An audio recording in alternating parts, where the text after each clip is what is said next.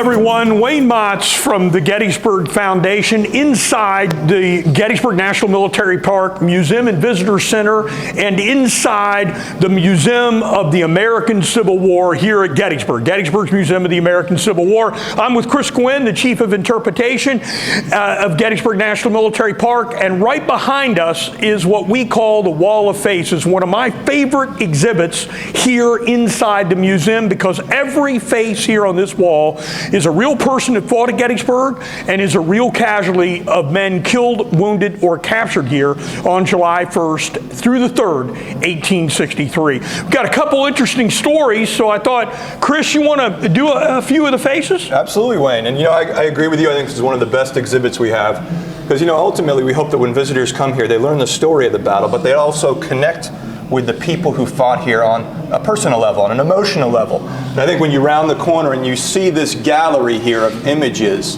it drives home the human cost of the war, because every single face you see is a soldier who was a casualty, either killed, wounded, missing, captured July 1st through 3rd, 1863. Some names might be familiar to Civil War enthusiasts and buffs of the Battle of Gettysburg, such as the example on the Union side of the exhibit. Up here we have a soldier named Amos Humiston. Now, Amos Humiston is a New Yorker. He's mortally wounded on the first day of the battle, July 1st, 1863, in the fighting that occurs in the town of Gettysburg itself. Now, after the battle, his body is discovered, and the only clue to his identity is a small photograph of his 3 children clutched in his hand. And it was that photograph that was later reprinted in northern newspapers that ultimately allowed for the identification of Amos Humiston, who today is buried in the New York plot of the Soldiers National Cemetery, or Gettysburg National Cemetery.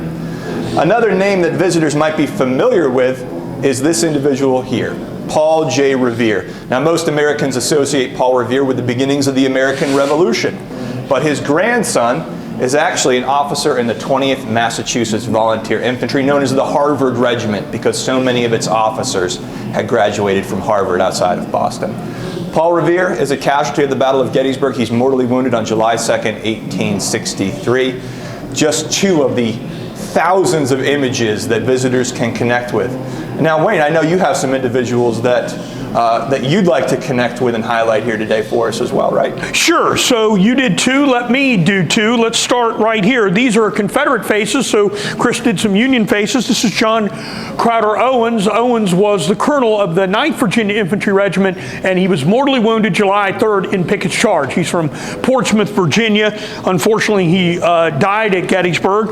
And then another one, which I'm sort of personally proud of and personally tied to, is this one here. And this individual's name is Bradley Yates. Yates was a soldier in the 20th North Carolina Infantry Regiment in Alfred Iverson's North Carolina Brigade, and he was killed on July 1st, 1863, attacking Oak Ridge. And this is an image that I helped secure because I had his family on tour, and they actually donated a copy of this image to Gettysburg National Military Park. So one of the things that I really like about these images is a lot of them, they're donated or collected over the years and presented here. So once again, one of my favorite exhibitions. As you said, Chris, it really cuts for a tie, a connection to the soldiers, a connection to the soldiers that were here at Gettysburg. So thank you again for this Museum Monday, and we'll see you for another one.